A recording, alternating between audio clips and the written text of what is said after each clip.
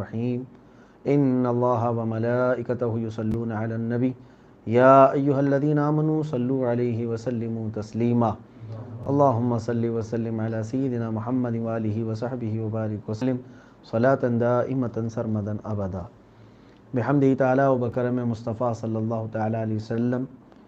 آج کی اس شب میں ہم نے قرآن عظیم کا 6واں پارہ مکمل تلاوت کیا ہے۔ اللہ عز و جل مکمل قرآن عظیم سے ہی ہمیں تلاوت کرنے اور آپ سب کو سماعت کرنے کی توفیق عطا فرمائے۔ آج کے اس پارے میں جو ہم نے تلاوت کیا ہے سورہ نساء ختم ہے اور اس کے بعد سورہ مائدہ کی شروعات ہے۔ مائدہ دسترخوان کو کہتے ہیں عربی میں، دسترخوان کے نام سے بھی ایک سورہ آئی ہے، اس لیے کہ اگلے پارے میں 7ویں پارے میں جانے کے بعد اس دسترخوان کا ذکر آئے گا جو اللہ تبارک و تعالیٰ نے حضرت عیسیٰ علیہ السلام پر نازل فرمایا، جس کی وجہ سے اس سورہ کا نام ہی دسترخوان یعنی مائدہ رکھا گیا ہے۔ آج کچھ اہم باتیں میں آپ کو عرض کرنا چاہوں گا کہ ایک بہت ہی عظیم عقیدہ ہمارے نبی کونین صلی اللہ تعالیٰ علیہ وسلم کی زبان سے اللہ تعالیٰ نے ہمیں عطا فرمایا، وہ اس طرح سے کہ آپ یہ سمجھ کر کے چلیں کہ اسلام کی کسی بھی نبی کی گستاخی ہمیں نہیں سکھاتا۔ آدم علیہ السلام سے لے کر عیسیٰ علیہ السلام تک جتنے بھی نبی دنیا میں تشریف لائے ان سب پر ہمارا ایمان ہے۔ ان نبیوں میں سے کسی کی ادنا سی بھی گستاخی کی جائے تو کیا ہے، ہمارے ہاں کفر ہے۔ حتیٰ کہ انبیاء کرام علیہ السلام سے ریلیٹڈ جو چیزیں ہیں، ان سے متعلق جو چیزیں ہیں، ان کی بھی توہین کرنا کفر تک لے جاتا ہے۔ انبیاء کرام علیہ السلام کے متعلق ہمارے ہاں صحیح عقیدہ یہی ہے کہ اگرچہ سارے نبیوں کے نام ہمیں معلوم نہیں، لیکن جتنے قرآن و حدیث سے ہمیں بتائے گئے ان سب پر ہمارا یقین بھی ہے اور ایمان بھی ہے۔ لیکن اس کے برعکس کچھ ایسے بھی دین اس دنیا میں پائے جاتے ہیں، جیسے یہودیوں کا اپنا ایک مذہب ہے، عیسائیوں کا اپنا ایک مذہب یعنی دین ہے، وہ بھی نبیوں کو مانتے ہیں، وہ بھی خدا کو مانتے ہیں۔ تقریباً یہ انبیاء کرام علیہ السلام یہ تینوں ادیان میں مشترک ہیں، یعنی یہودیوں میں، عیسائیوں میں اور مسلمانوں میں۔ یعنی حضرت ابراہیم علیہ السلام کو یہودی بھی مانتے ہیں، عیسائی بھی مانتے ہیں اور ہم بھی مانتے ہیں۔ اسی طرح سے موسیٰ علیہ السلام اور دیگر انبیاء کرام علیہ السلام، داؤد علیہ السلام، سلیمان علیہ السلام، ان کو یہودی بھی مانتے ہیں، عیسائی بھی مانتے ہیں، ہم بھی مانتے ہیں۔ لیکن ان کے ماننے میں اور ہمارے ماننے میں زمین آسمان کا فرق ہے، بہت فرق ہے۔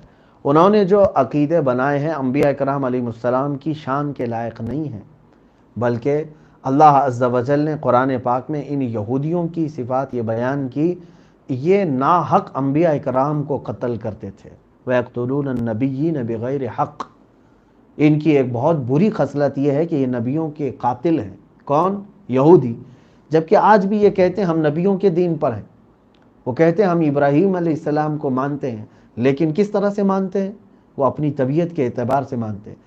اسحاق علیہ السلام کے متعلق، یعقوب علیہ السلام کے متعلق ان کے عقیدے تو یہ ہے۔ معاذ اللہ حضرت ابراہیم علیہ السلام کو یہ کہتے ہیں ان سے زنا بھی ہو چکا تھا، نعوذ باللہ من ذالک۔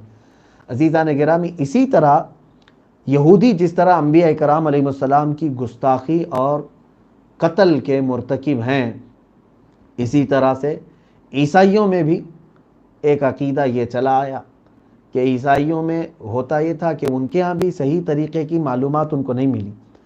ایک خاص مسئلہ یہ ہے کہ میں آج عیسیٰ علیہ السلام کے متعلق وہ کلیریفیکیشن آپ کے سامنے رکھنا چاہتا ہوں جو قرآن نے ہمیں دیا ہے۔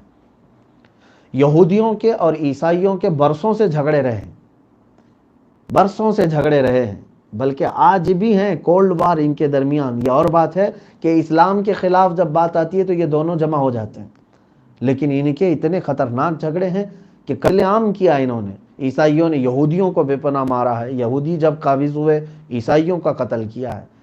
یہ خاص طور پر فلسطین میں یہ کئی مرتبہ ہوا ہے، کئی مرتبہ ہوا۔ یہودیوں کا قتل عام بھی ہوا، عیسائیوں کا قتل عام بھی ہوا ہے۔ یہ آپس میں ایک دوسرے کے کڑے دشمن ہیں۔ وجہ کیا ہے؟ بات یہ ہے کہ جس زمانے میں سیدنا عیسیٰ علیہ السلام کی ولادت ہوئی، یہودی تھے کثرت سے، یعنی بنی اسرائیل میں ہی حضرت عیسیٰ علیہ السلام بھی پیدا ہوئے۔ عیسیٰ علیہ الصلوۃ والتسلیم کی ماں حضرت سیدہ بی بی مریم عذرا بطول، تو حضرت سیدہ بی بی مریم پر یہ الزامات لگاتے تھے، معاذ اللہ رب العالمین، ان کی پاکیزگی، ان کی طہارت پر یہ شک کرتے تھے کہ شادی نہیں ہوئی سیدہ بی بی مریم کی اور بچہ ہو گیا۔ تو حضرت عیسیٰ علیہ السلام جب پیدا ہوئے تو وہ پورا تفصیلی واقعہ میں سورہ مریم میں چل کر کے عرض کروں گا، لیکن جس کیفیت سے حضرت سیدہ مریم انہیں لے کر کے آئیں اپنی قوم میں، تو حضرت عیسیٰ علیہ السلام ایک دن کے تھے، اسی دن آپ نے کلام کیا، بات کیا لوگوں سے، انی عبداللہ، میں اللہ کا بندہ ہوں، آتانی الکتاب، اللہ نے مجھے کتاب دیا، وجعلنی نبیّا، مجھے نبی بنا کر بھیجا ہے۔ ماں کی گود میں پہلا دن تھا حضرت عیسیٰ علیہ السلام کا، تو یہ معجزہ تھا حضرت عیسیٰ علیہ السلام کا۔ اس کے بعد سب کی زبانیں چپ ہو گئی، خاموش ہو گئی، لیکن بعد میں جب عیسیٰ علیہ السلام جوان ہوئے اور اپنی تعلیمات انہوں نے نشر کرنا شروع کیا، تو یہودی ان کے جانی دشمن بھی بن گئے، کیونکہ راہ راست کی جو بھی تعلیم دیتا ہے یہ یہودی اس کے خلاف ہوتے ہیں۔ ہر زمانے میں پہلے بھی ایسے ہی رہا کہ یہ نبیوں کے قتل کے مرتکب اسی لیے ہوتے تھے کہ انبیاء اکرام انہیں فحاشی سے روکتے تھے، برائیوں سے روکتے تھے، قتل و غارت سے روکتے تھے، تو یہ ان کے جانی دشمن ہو جاتے تھے۔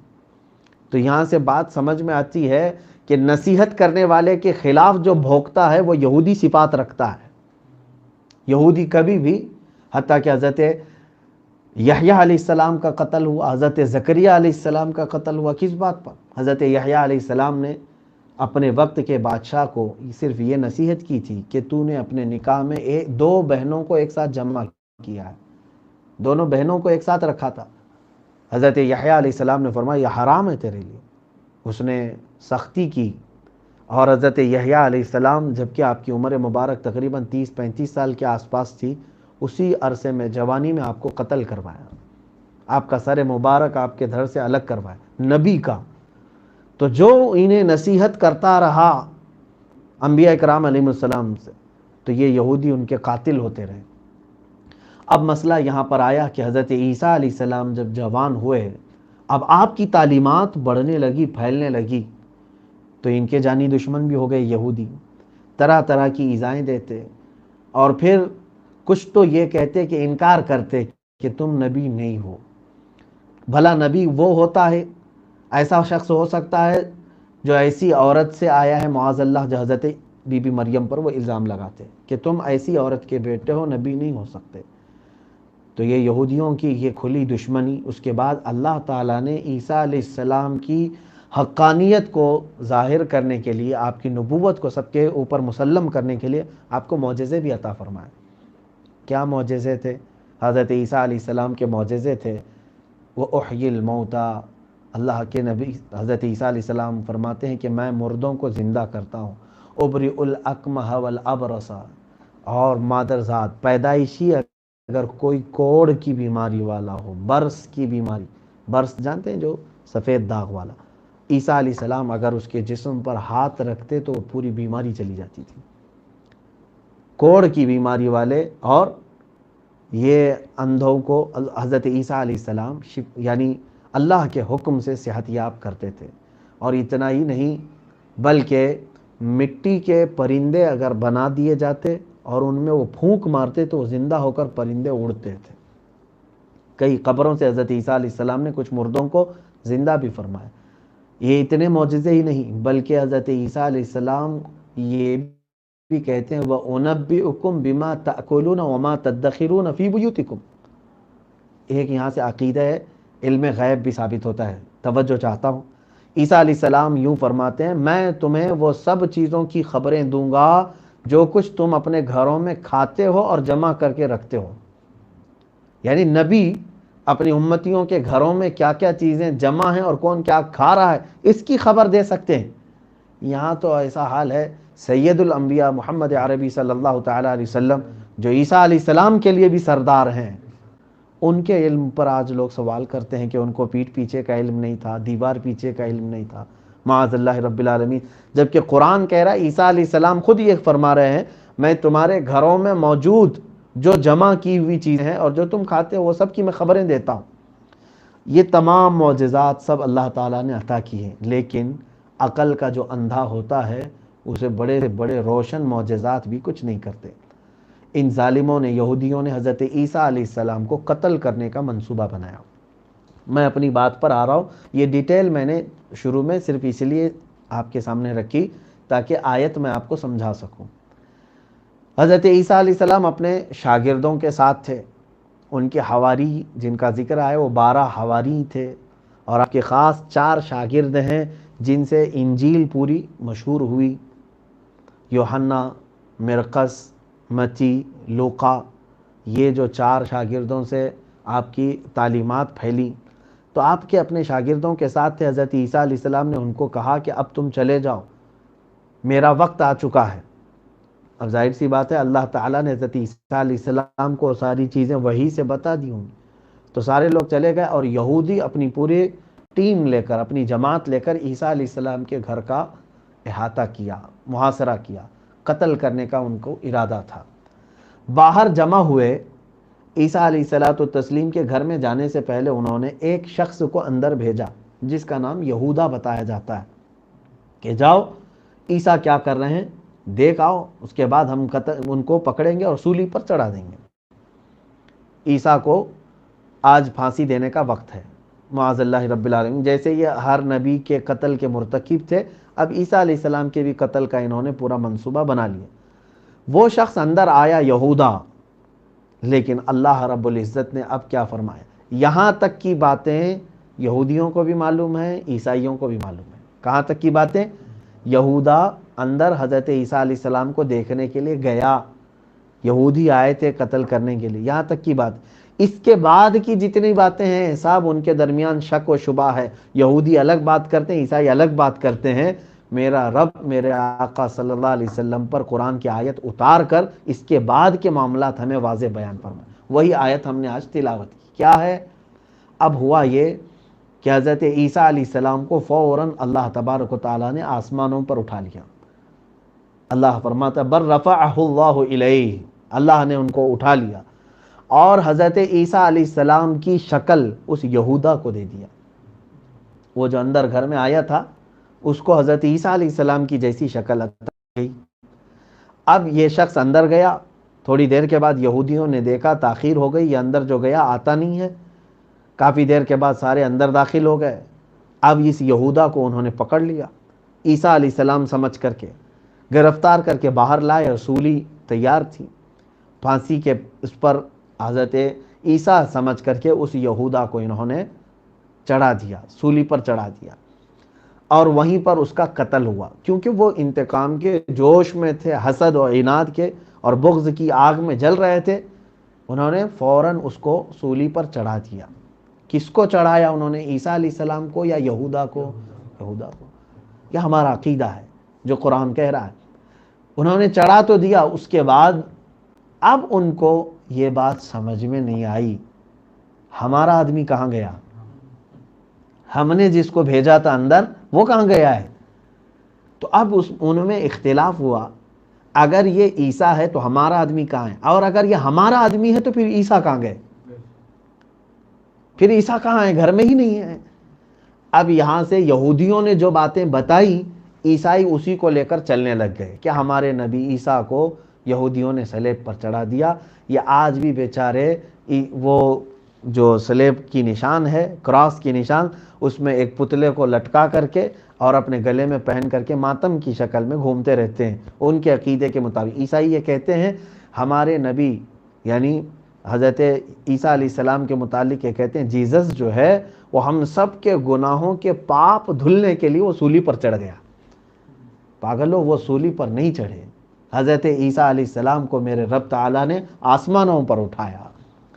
اب یہ آیتیں ہیں، اللہ تعالیٰ فرماتا ہے وَقَوْلِهِمْ إِنَّا قَتَلْنَا الْمَسِيحَ عِيسَى ابْنَ مَرْيَمَ رَسُولَ اللَّهِ وَمَا قَتَلُوهُ وَمَا صَلَبُوهُ وَلَكِنْ شُبِّهَ لَهُمْ۔ اللہ فرماتا ہے نہ ہی انہوں نے ان کو قتل کیا ہے، نہ ہی حضرت عیسیٰ کو انہوں نے سولی دی ہے، پھانسی دی ہے، بلکہ اللہ نے ان کو مشتبہ کر دیا، شک میں ڈال دیا ہے۔ اور اللہ تعالیٰ فرماتا ہے بر رفعہ اللہ الیہ، وما قتلوہ یقینا، بلکہ یقین کے ساتھ انہوں نے ان کو قتل نہیں کیا، بلکہ اللہ نے ان کو اپنے پاس اٹھا لیا۔ عیسیٰ علیہ السلام آج بھی زندہ ہیں، عیسیٰ علیہ السلام آج بھی باحیات ہیں، آسمانوں پر ہیں۔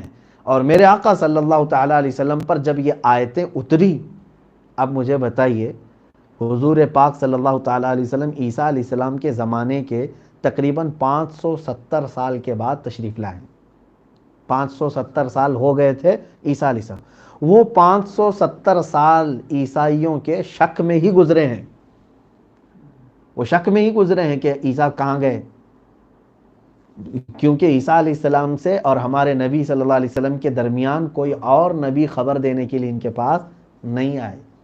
ظاہر سی بات ہے یہ خبریں کون دے گا، اللہ کا نبی ہی بتائے گا۔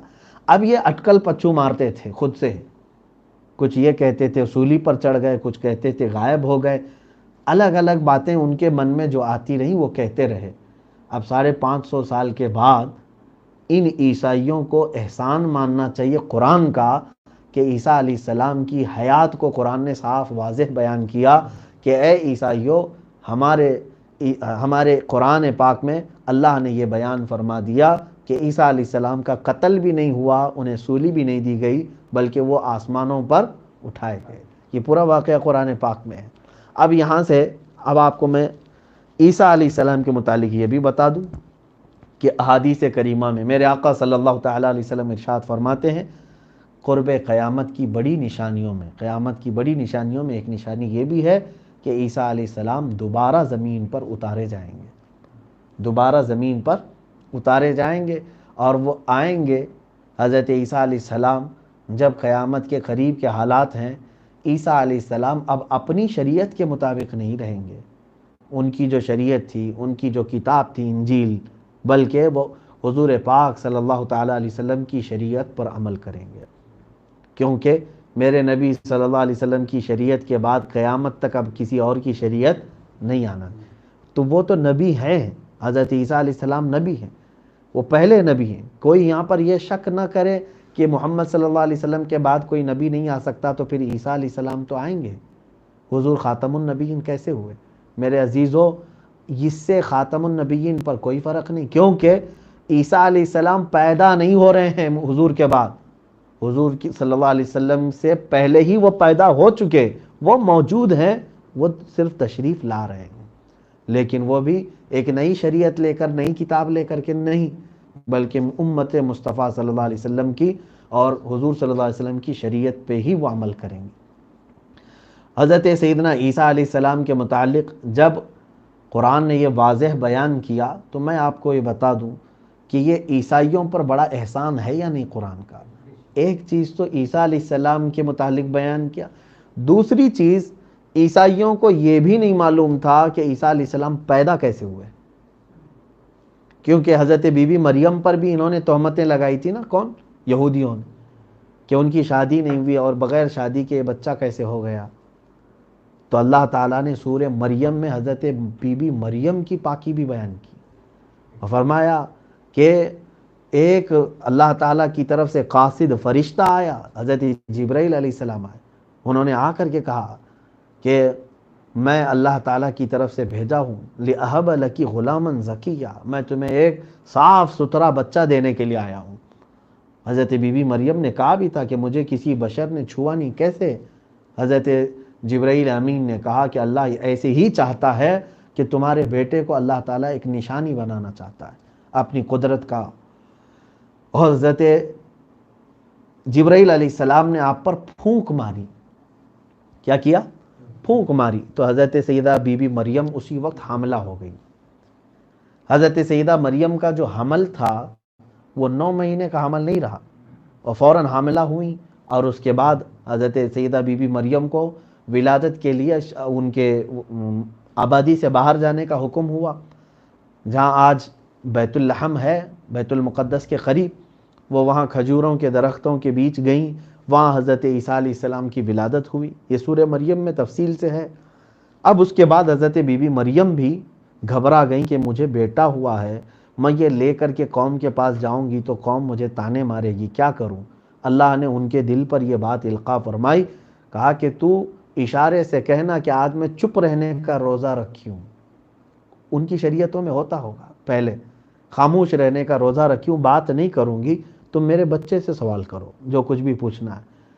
تو قوم کے پاس جب وہ لے کر کے آئی حضرت عیسیٰ علیہ السلام کو، قوم نے ظاہر سی بات ہے تانے مارے، یہ کہاں سے لے آئی، کیسے ہو گیا تجھے بچہ، تو بہت پاکیزہ خاتون ہے، بہت ستھری عورت ہے، کیونکہ وہ مکمل بیت المقدس میں رہی ہیں ان کی پیدائش سے لے کر کے۔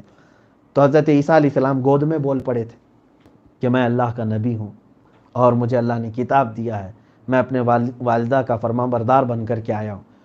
تو اب یہاں تک بات سمجھ میں آئی۔ حضرت سیدہ بی بی مریم کی بھی پاکیزگی کس نے بیان کی؟ قرآن عظیم میں۔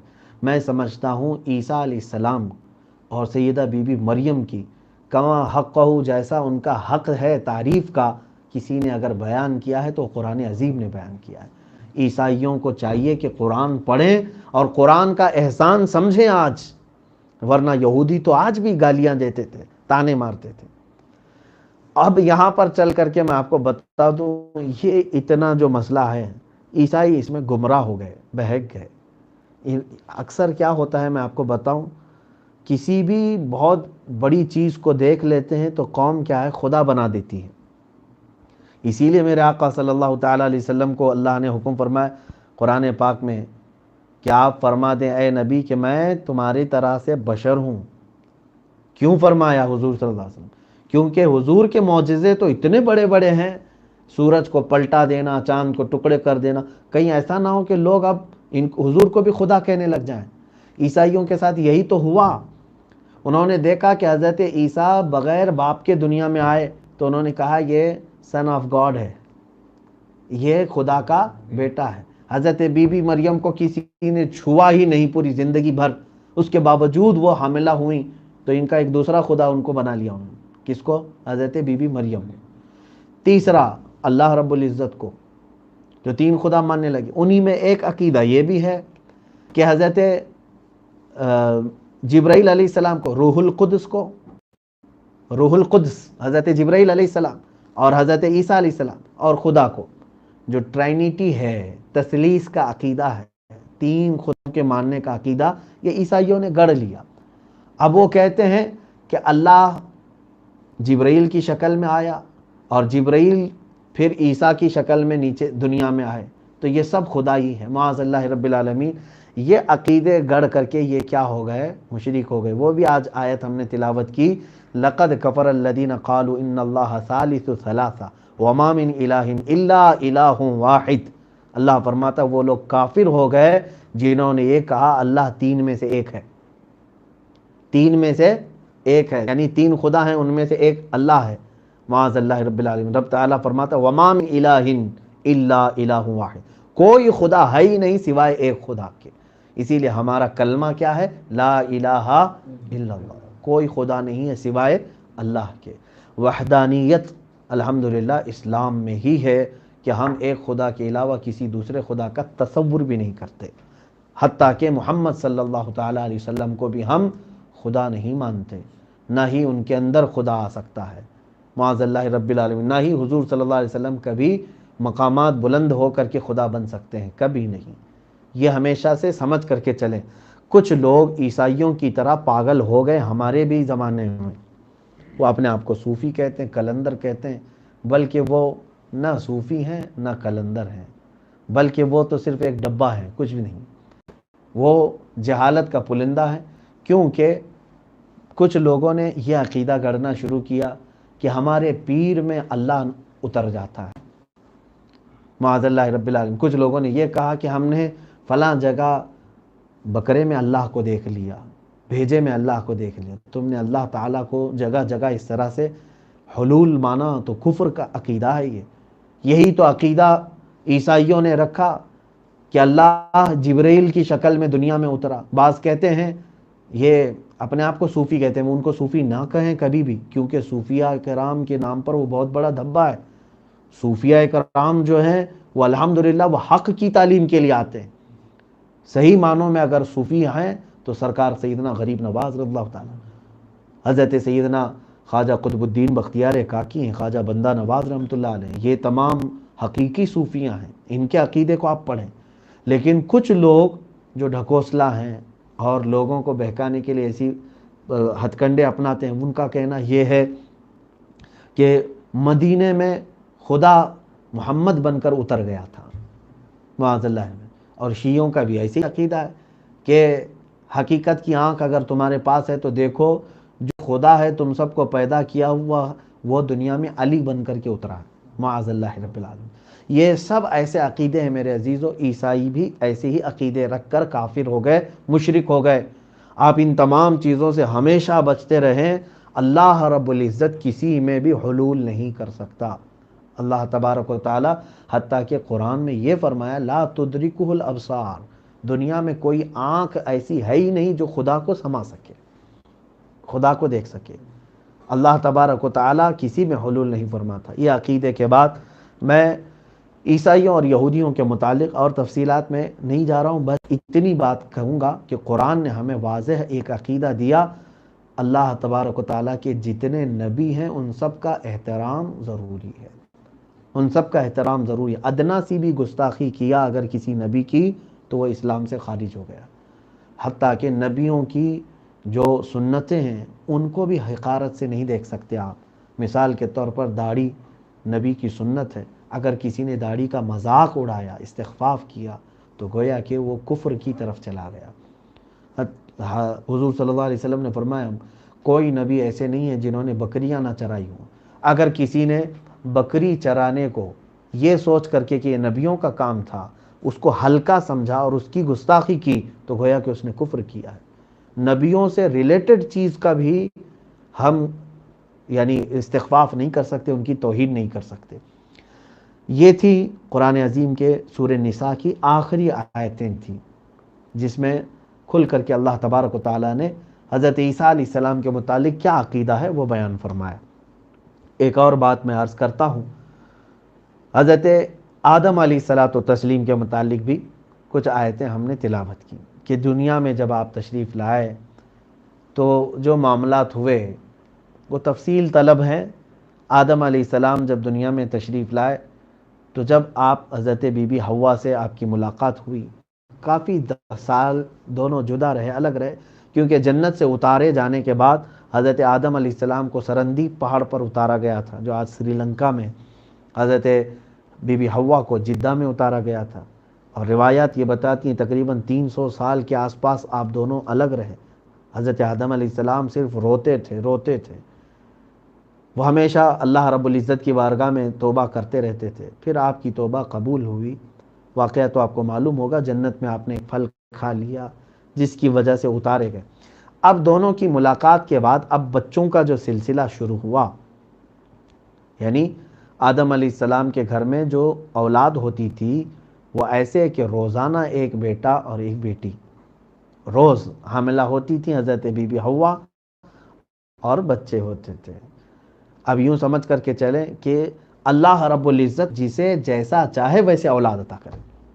یہ آج نظام ہے، 9 مہینے بچہ پیٹ میں ہے، لیکن وہ رب چاہے تو کسی بچے کو ایک دن میں بھی پورا کر دے، کیونکہ اس وقت نسل انسانی کو بڑھانا تھا، اس وقت اولاد کی کثرت چاہیے تھی. آدم علیہ السلام کو اس طرح سے روز اولاد دی جا رہی تھی. ان کے شریعت تھی. آدم علیہ السلام پہلے انسان ہونے کے ساتھ ساتھ سب سے پہلے نبی بھی ہیں، پہلے رسول بھی ہیں. ان کی بھی اپنی شریعت تھی جو لے کر کے آئے وہ اللہ کی طرف سے. ان کی شریعت میں ایسا تھا کہ اب ظاہر سی بات ہے بچے جب بڑے ہوں تو شادی بھی کروانی ہے سب کی، لیکن ہیں سب ایک ہی باپ کے بچے ہیں، آپس میں بھائی بہن ہی تو ہوں گے. لیکن قانون یہ تھا آج جو لڑکا پیدا ہوا ہے وہ کل پیدا ہونے والی لڑکی سے نکاح کرے گا. آج کا لڑکا آج ہی کی لڑکی کے ساتھ نکاح نہیں کرے گا، وہ اس کی سگی بہن مانی جائے گی. کراس کرنا ہوگا، یعنی آج جو پیدا ہوا ہے وہ کل پیدا ہونے والی لڑکی کے ساتھ، کل پیدا ہونے والا جو لڑکا ہے وہ آج کی والی لڑکی کے ساتھ. اس طرح سے نکاح ان کے ہاں ہوا کرتا تھا. ان کے جو بڑے بچے تھے اس میں قابیل اور حابیل. حابیل پہلے دن پیدا ہوا، حابیل پہلے دن پیدا ہوا اور اس کے ساتھ ایک لڑکی پیدا ہوئی. دوسرے دن قابیل پیدا ہوا، اس کے ساتھ ایک لڑکی پیدا ہوئی. تو قانون کے حساب سے حابیل کو دوسرے دن والی لڑکی سے نکاح کرنا تھا، قابیل کو پہلے دن والی لڑکی سے نکاح کرنا تھا، لیکن ہوا یہ کہ قابیل جو دوسرے دن والا لڑکا تھا وہ ضد کرنے لگا میرے ساتھ جو لڑکی بڑی ہوئی ہے میں اسی سے نکاح کروں گا، کیونکہ وہ خوبصورت زیادہ تھی، خوبصورت تھی۔ تو آدم علیہ السلام نے اسے سمجھایا کہ بیٹا یہ تیرے حق میں نہیں ہے، یہاں تک کہ اب بات بڑھی، حابیل کا حق مارنے کے لیے قابیل نے بہت ساری کوششیں کی۔ آدم علیہ السلام نے دونوں سے کہا کہ چلو اللہ کی بارگاہ میں یہ فیصلہ رکھو، دونوں ایک ایک قربانی کرو، ایک ایک جانور قربان کرو، اور جس کے حق میں فیصلہ ہوگا اس کی قربانی اللہ کے یہاں قبول ہوگی۔ اس زمانے میں کیسے ہوتی قربانی، کیسے پتہ چلتا؟ ایسا ہوتا کہ ایک جانور ذبح کر کے وہ اونچی جگہ پر رکھتے تھے، کوئی اونچا ٹیلا ہو، پہاڑ ہو، تو جو حق پر ہے آسمان سے ایک آگ جیسی اترتی تھی اور اس کی قربانی کو اٹھا کر چلی جاتی تھی، غائب ہو جاتی تھی وہ قربانی، اور جس کی قربانی قبول نہیں ہے وہ جانور ویسا ہی رہ جاتا تھا۔ دونوں نے قربانی کی، تو جب یہ دونوں جانور قربان کر کے رکھے گئے تو جس کے حق میں فیصلہ آنا تھا وہ اللہ تعالیٰ کی شریعت ہے، وہ حابیل کے حق میں قربانی قبول ہو گئی، آگ آئی آسمان سے اور وہ جانور غائب ہو گئے، اور قابیل اس کی قربانی ویسی رہ گئی۔ اب وہ اور حسد میں پڑ گیا۔ یہی تو مسئلہ ہے کہ پہلا فتنہ ہے دنیا کا، یہ عورت کی وجہ سے شروع ہوا، عورت کو حاصل کرنے کے لیے۔ آدم علیہ السلام اور حابیل دونوں اس کو حرام سے بچانا چاہ رہے تھے، قابیل کو۔ اب ہوا یہ کہ شیطان بھی چیلنج کر کے آیا تھا اللہ کی بارگاہ سے کہ میں بنی آدم کو گمراہ کر کے رہوں گا۔ تو اس نے ایک دن جب کہ حضرت آدم علیہ السلام خانہ کعبہ کے لیے روانہ ہوئے تو شیطان ابلیس لعین قابیل کے پاس آیا اور اسے سمجھایا کہ تیرا حق تیرا بڑا بھائی مار رہا ہے، خوبصورت لڑکی تیرے حق میں آنا چاہیے، تیرے ساتھ والی ہے، تو اس سے نکاح کر لے، تو اس سے شادی کر لے۔ لیکن باپ ناراض تھے، باپ اس کے خلاف تھے فیصلے کے۔ اس نے پوچھا میں کیا کروں؟ شیطان نے طریقہ بتایا، بڑا پتھر اٹھاؤ اور اپنے بھائی کے سر پر مار دو، کیونکہ اس وقت تک ابھی کوئی موت ہوئی نہیں تھی، کسی کو معلوم بھی نہیں تھا کہ مرتے بھی کیسے ہیں، صرف تو ابھی زندگیاں ہی تھی نا۔ تو اس نے اتنا بتایا ابلیس لعین نے، تو حابیل ایک جگہ بیٹھا ہوا تھا، بڑا بھائی، یہ قابیل ایک بہت بڑا پتھر اٹھا کر پیچھے سے حابیل کے سر پر مار دیا، تو اسی جگہ حابیل کا انتقال ہوا۔ یہ دنیا کا پہلا مرڈر ہے، پہلا قتل ہے، اور یہ بھی سمجھ کے چلیں کہ پہلی موت یعنی نیچرل اس طرح سے نہیں آئی ہے، بلکہ جرم کے ساتھ آئی دنیا میں، پہلی موت قتل کے ساتھ ہوئی۔ اب اس کو یہ تک نہیں معلوم تھا قابیل کو یہ میت کا کریں کیا، یہ لاش کو کیا کریں۔ وہی تذکرہ آج ہم نے قرآن میں پڑھا ہے۔ اللہ تعالیٰ نے فرمایا فَبَعَثَ اللَّهُ غُرَابًا يَبْحَثُ فِي الْأَرْضِ لِيُرِيَهُ كَيْفَ يُوَارِي سَوْءَةَ أَخِيهِ۔ اللہ نے ایک کوا بھیجا، دو کوے لڑتے ہوئے آئے آسمان سے، اوپر سے، ایک کوا دوسرے کو ٹھونک مارتا مارتا نیچے تک لایا، اور کوا جو ہے دوسرے کوے کو مار دیا، ختم ہو گیا۔ تو جب دوسرا کوا گرا زمین پر تو پہلے کوے نے اپنے پیروں سے زمین کو کھودنا شروع کیا، کچھ مٹی ہٹایا اور وہ مرے ہوئے کوے کو اس کھڈے میں ڈالا اور مٹی کو ڈھانپ دیا، اور اس کوے نے قابیل کو یہ دکھایا کہ میت کے ساتھ کیا کیا جاتا ہے، اللہ کی طرف سے تھا۔ تو رب تعالیٰ فرماتا ہے اس کے بعد قابیل نے کہا یا ویلتا اعجزت ان اکون مثل هذا الغراب، اے کاش میں کتنا عاجز ہوں، اس کوے کی طرح بھی میں نہیں کر سکا اپنے بھائی کو، فأواری سوءۃ اخی، کہ میں اپنے بھائی کی لاش کو چھپا دیتا۔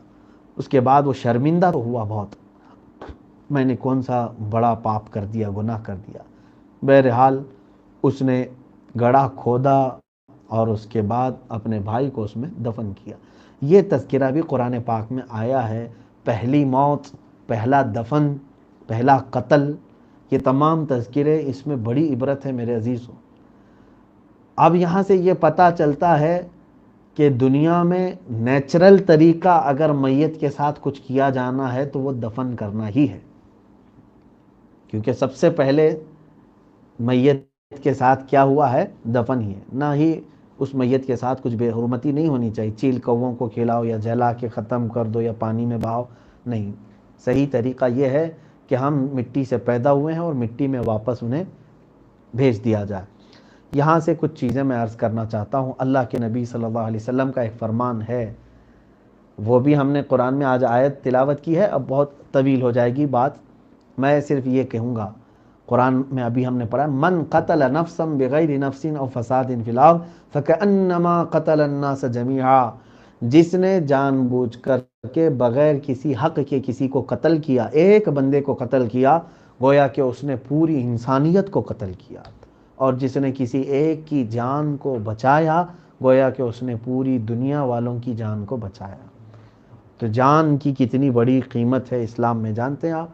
کسی کو بھی قتل کی اجازت ہرگز نہیں ہے، کیونکہ اللہ کی بنائی ہوئی یہ مخلوق ہے.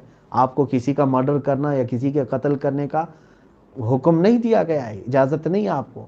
اس کے بعض احکامات ہیں کہ کس وقت کس کو کیسی موت کی سزا دی جائے، لیکن ہر کوئی اٹھ کر کے کسی کو بھی قتل کرے، اس کی اجازت ہرگز نہیں دی جا سکتی. لیکن جو قانون میں بتانا چاہ رہا تھا وہ یہ ہے، میرے آقا صلی اللہ علیہ وسلم نے فرمایا، اب دنیا میں جتنے بھی قتل ہوں گے قیامت تک، قتل کرنے والوں کے گناہ تو ان کے اوپر ہوں گے ہی، لیکن اتنا ہی گناہ قابل کے اوپر بھی ہوگا. کیونکہ سب سے پہلے یہ برائی کی ایجاد کس نے کیا؟ قابل نے کی.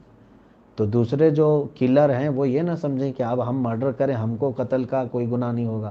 تمہیں جو قتل کا گناہ ہے وہ تو ہوگا ہی ہوگا، لیکن ایجاد جس نے کیا اس گناہ کو، اس کے کھاتے میں سب کے گناہ بھی جاتے رہیں گے.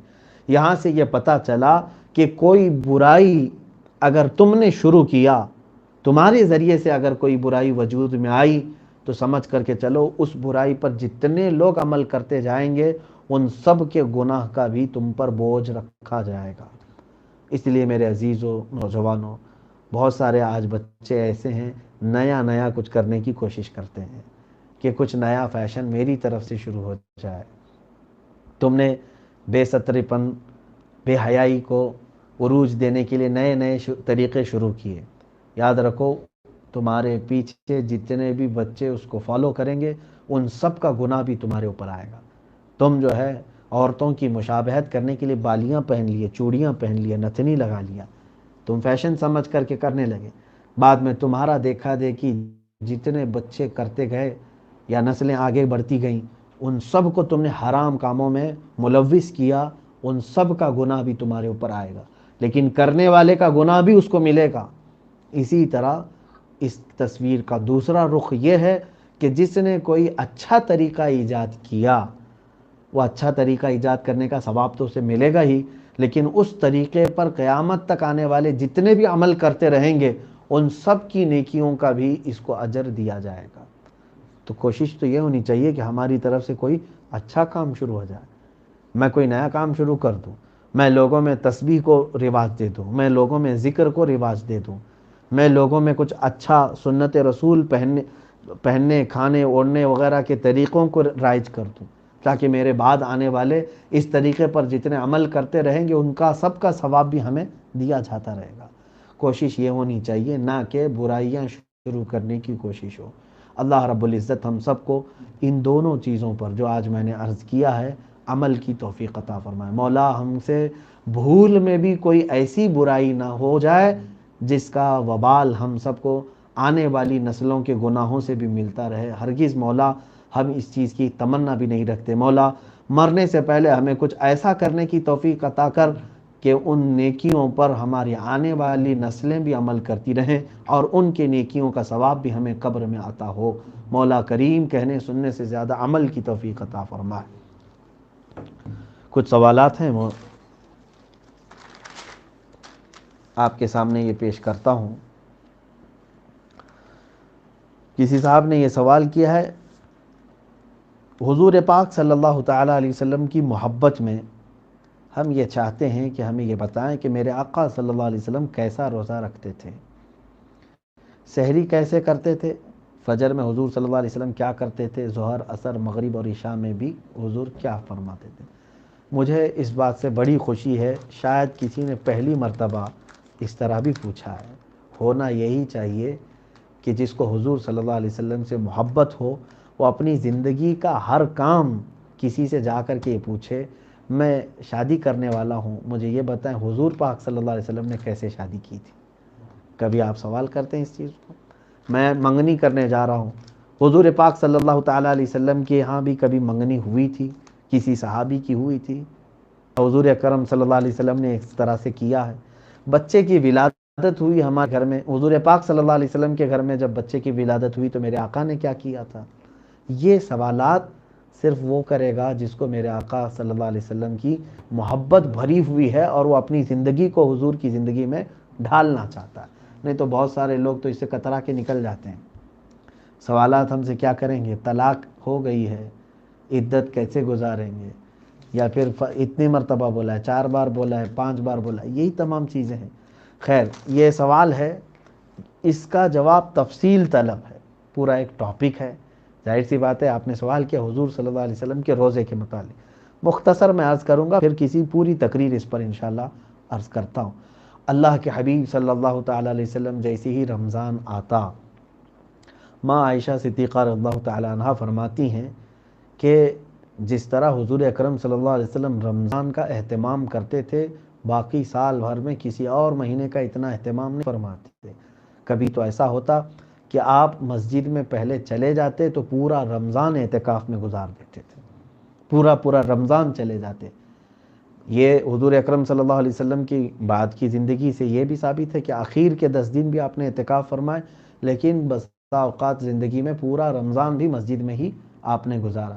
سحری کیا کرتے تھے حضور اکرم صلی اللہ علیہ وسلم کی؟ سحری اور افطاری دونوں کے متعلق جو ہمیں روایت ملتی ہے، فقط ایک پیالہ دودھ حضور کے پاس آیا ہے، باقی تفصیلات میں نے نہیں پڑھا، لیکن یہ ہے کہ اللہ کے حبیب صلی اللہ تعالیٰ علیہ وسلم نے روزہ بھی رکھا تو قناعت کے ساتھ، ایسے کہ آپ کے دسترخوان پر اتنی چیزیں نہیں تھیں جو آج ہمارے دسترخوانوں پر ہیں۔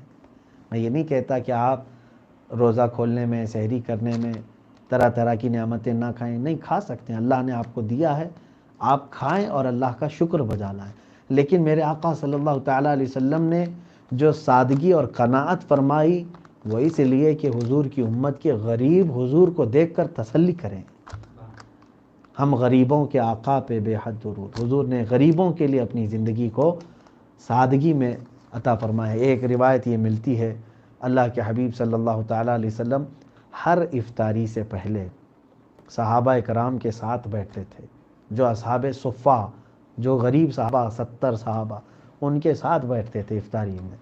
اور رسول پاک صلی اللہ تعالیٰ علیہ وسلم کے متعلق ماں عائشہ صدیقہ فرماتی ہیں، ایک بار افطاری سے پہلے حضور صلی اللہ علیہ وسلم کا معمول تھا کہ عائشہ کوئی باقی تو نہیں دسترخوان پر آنے سے پہلے، مجھ سے پوچھتے تھے۔ مجھے ایک بار حضور صلی اللہ علیہ وسلم نے پوچھا تو میں نے دیکھا تو کھڑکی سے مجھے نظر آیا جنت البقیع کی طرف، غرقد کا درخت تھا، اس درخت کے نیچے کوئی مسافر بیٹھا ہوا ہے۔ میں نے عرض کیا یا رسول اللہ صلی اللہ علیہ وسلم کوئی مسافر نظر آتا ہے۔ افطاری کو تھوڑا سا وقت باقی رہ گیا تھا، اللہ کے حبیب صلی اللہ تعالیٰ علیہ وسلم کے پاس کچھ کھجوریں تھیں اور دودھ کا پیالہ تھا۔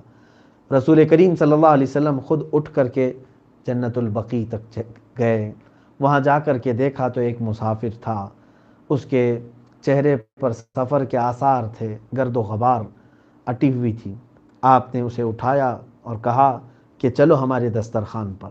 وہ شخص حضور صلی اللہ علیہ وسلم کے ساتھ آیا، دسترخوان پر بیٹھا، افطاری کا اسی وقت یعنی وقت قریب ہو گیا اور آپ نے اپنا دودھ کا پیالہ اس آئے ہوئے مہمان کو پیش کر دیا۔ رسول کریم صلی اللہ علیہ وسلم نے صرف کھجور کی گھٹلی کو چوس کر کے افطار فرمایا، باقی سارے صحابہ اکرام کو بڑھا دیا گیا۔ اس شخص کے آنے کے بعد پتہ چلا کہ وہ حضور پاک صلی اللہ علیہ وسلم کو ہی ڈھونڈتا ہوا وہاں تک پہنچا تھا۔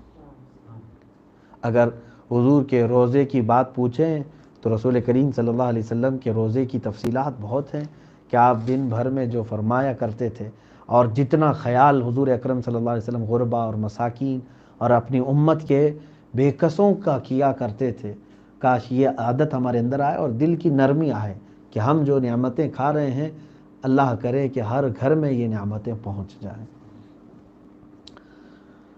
سوال یہ بھی ہے روزہ کن چیزوں سے ٹوٹتا ہے؟ کیا روزے کی حالت میں بلڈ ٹیسٹ کروا سکتے ہیں؟ روزہ جن چیزوں سے ٹوٹتا ہے آپ کو یہ معلوم ہوگا، مشہور و معروف چیزیں ہیں، کھانے سے پینے سے روزہ، کسی بھی طرح کی کوئی بھی چیز آپ نے کھا لیا پی لیا تو روزہ ٹوٹ جائے گا۔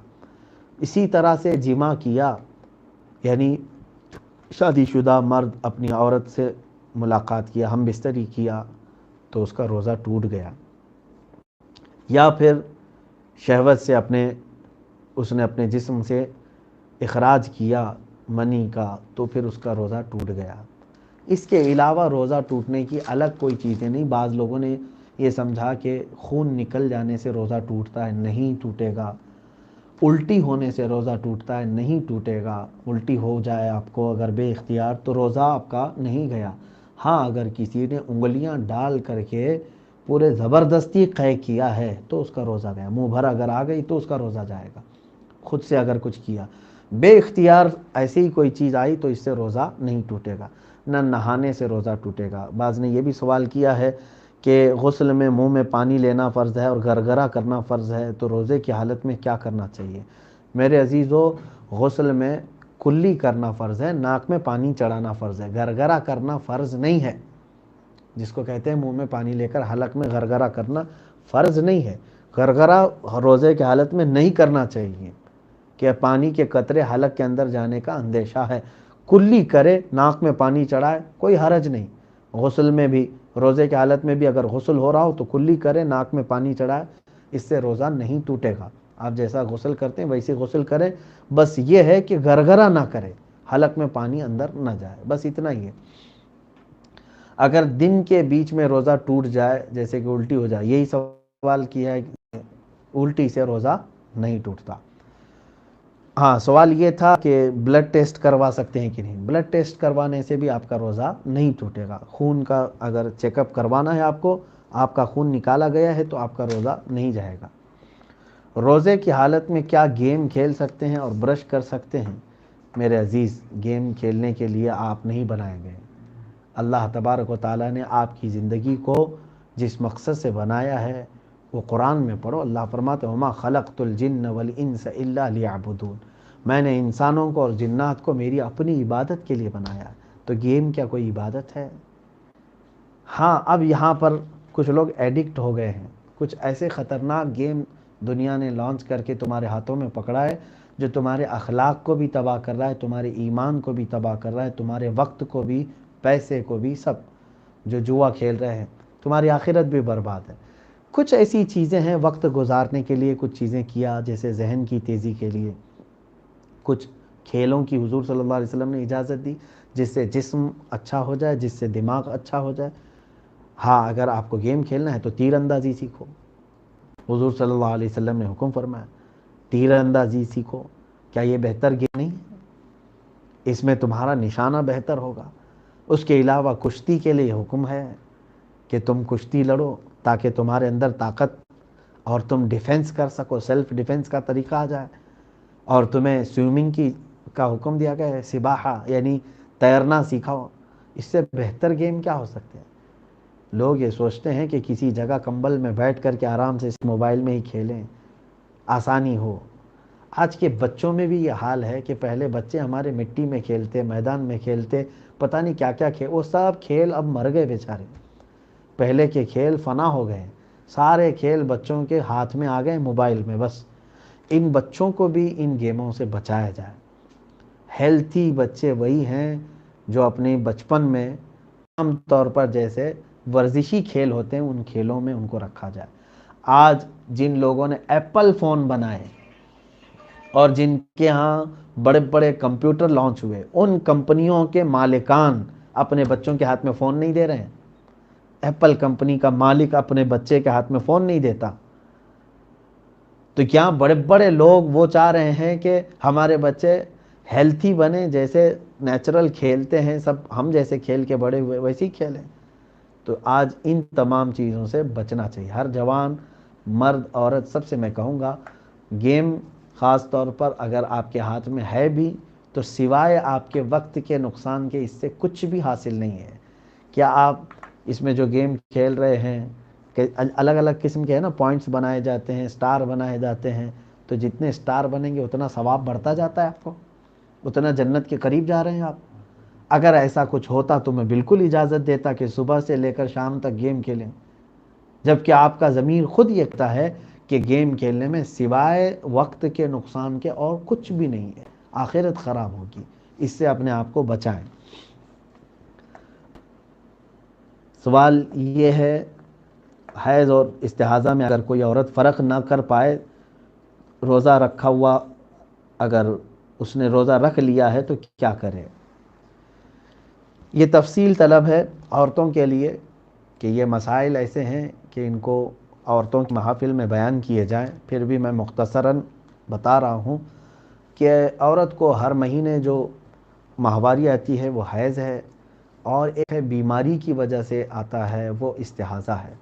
حیض میں نماز اور روزے جائز نہیں ہیں، وہ قرآن، نماز، روزہ کچھ نہیں کر سکتی حیض میں اور نفاس میں۔ بچہ پیدا ہونے کے بعد جو وہ ناپاکی رہتی ہے اس کو نفاس کہتے ہیں، اور ہر مہینے جو عورت کی ہے وہ اس کو حیض کہتے ہیں۔ ان دنوں میں نماز، روزہ اور پھر قرآن پاک کی تلاوت، یہ سب چیزیں اس کے لیے جائز نہیں۔ لیکن ایک ہے استحاضہ، وہ عورتیں خود ہی سمجھ جائیں گی کہ استحاضہ کیا ہے، کیونکہ کچھ عورتوں کی ہر مہینے عادت ہوتی ہے کہ اتنے ہی دن آئے گا، اور جس عورت کو یہ عادت معلوم ہے اس سے زیادہ اگر آیا ہے تو اس کو کہتے ہیں استحاضہ۔ استحاضہ کے ایام میں نہ نماز معاف ہے نہ روزہ معاف ہے، وہ ساری چیزیں ویسی کر سکتی ہیں۔ استحاضہ ایسے ہی سمجھ لیں جیسے کسی کی نکسیر پھوٹ گئی، نکسیر پھوٹنا مطلب ناک سے خون جاری ہوا، کسی کو یہ بیماری ہوتی ہے، تو استحاضہ میں کوئی چیز معاف نہیں ہے، وہ روزہ بھی رکھے گی اور نمازیں بھی پڑھے گی، جبکہ وہ پاک کر لے، اس کے لیے اتنا دھو لے اور وضو کرے اور نماز پڑھے۔ بعض مقامات تو ایسے بھی ہیں کہ اگر معذور ہے کوئی ایسا معذور، جیسے معذوروں کی نماز کا، کسی کو ہوا خارج ہونے کی ایک بیماری ہے، کسی کو پیشاب کے قطرے ٹپکنے کی بیماری ہے، اور کسی کو خون نکلنے کی بیماری ہے، یہ تینوں بیماریاں بھی اگر ہیں کنٹینیو ایسی ہیں کہ 2 منٹ بھی سٹاپ نہیں ہوتے، یعنی وضو کر کے 2 رکعت نماز پڑھنے یا 4 رکعت نماز پڑھنے تک کا بھی ٹائم سٹاپ نہیں ہوتا، تو اس کے لیے حکم ہے اسی حالت میں وضو کرے، اسی حالت میں نماز پڑھے، چاہے تو مصلی اس کا خون سے بھر جائے تب بھی اس کی نماز ہو جائے گی۔ یہ معذوروں کے لیے ہے، یا پھر نماز کی حالت میں ہی اس کی ہوا خارج ہوتی رہ جائے تو بھی اس کی نماز ہو جائے گی، اس معذور کے لیے جس کو اتنا وقت بھی خالی نہیں مل پاتا کہ وہ 4 رکعت نماز ادا کر سکے۔ لیکن یہ ہے کہ ہر نماز کے لیے وہ نیا وضو کرے گا معذور۔ تو یہی حکم استحاضہ والوں کے لیے بھی ہے۔ عورتوں کو یہ خود اچھی طرح سے معلوم ہو جاتا ہے کہ اگر وقت سے زیادہ آیا ہے تو وہ استحاضہ ہے، اس میں وہ ان کے لیے روزے معاف نہیں ہیں، وہ روزے ضرور رکھیں گی۔ اللہ رب العزت کہنے سننے سے زیادہ ہمیں عمل کی توفیق عطا فرمائے۔ وآخر دعوانا الحمد للہ رب العالمین۔ السلام علیکم۔